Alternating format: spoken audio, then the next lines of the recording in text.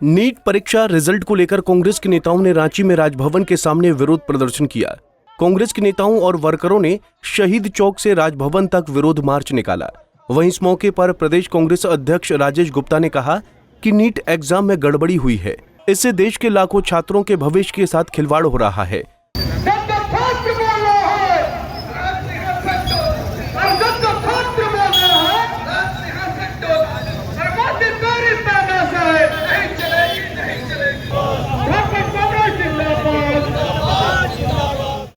उन्होंने कहा कि राहुल गांधी देश के युवाओं को इंसाफ दिलाने की लड़ाई लड़ रहे हैं और कांग्रेस इस लड़ाई को अंजाम तक जरूर पहुंचाएगी।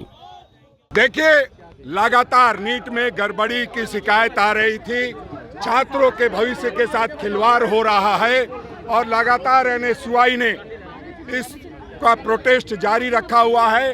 कल आदरणीय मल्लिकार्जुन खड़गे जी, आदरणीय राहुल गांधी जी के आह्वान पर हम लोगों ने ये तय किया है, पूरे देश में आज हम लोग प्रदर्शन कर रहे हैं कि नीट की परीक्षा रद्द करो और धर्मेंद्र प्रधान इस्तीफा दो, ताकि छात्रों के भविष्य के साथ जो खिलवाड़ हो रहा है वो रुक सके और आने वाले समय में छात्रों के भविष्य के साथ खिलवाड़ नहीं हो।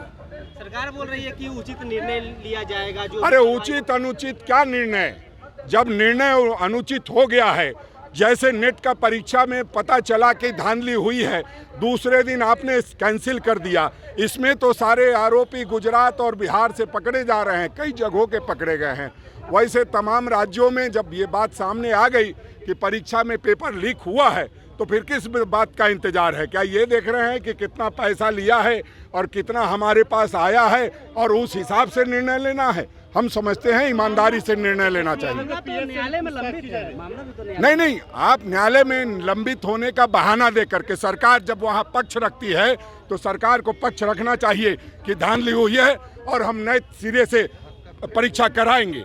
अगर वो नहीं रख रही है तो जबरदस्ती की बात है, उनको बचना है, उनके लोग शामिल हैं, उन्होंने पैसा लिया है, इसलिए इस तरह की बात कर रहे हैं। देखिए, चाहे कोई भी व्यक्ति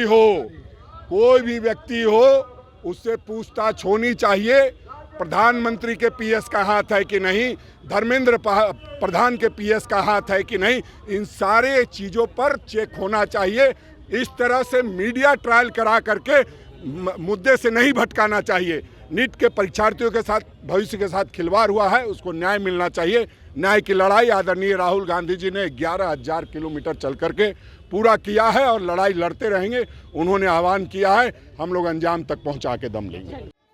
वहीं स्वास्थ्य मंत्री बन्ना गुप्ता ने कहा कि केंद्र सरकार की मंशा गड़बड़ है। गुप्ता ने शिक्षा मंत्री धर्मेंद्र प्रधान का इस्तीफा मांगा है। उन्होंने कहा कि प्रधानमंत्री को देश से माफी मांगनी चाहिए और न्यायिक जांच के आधार पर दोषियों को जेल की सलाखों के पीछे भेजना चाहिए। की सरकार की मंशा इसलिए गड़बड़ है क्योंकि अग्निवीर जैसा इन लोगों ने योजना लाया। आप इनकी मंशा इसलिए भी गड़बड़ है कि ये नौजवानों को कहा था 2 करोड़ लोगों को रोजगार देंगे, क्योंकि ये पूरी तरीके से सभी मोर्चे पर विफल हो गए हैं, इसलिए ये नाटक कर रहे हैं। इनको तुरंत धर्मेंद्र प्रधान को इस्तीफा देना चाहिए, प्रधानमंत्री जी को देश से माफी मांगनी चाहिए, इसकी न्यायिक जांच होनी चाहिए और दोषियों को चिन्हित करके जेल की सलाखों में भेजना चाहिए।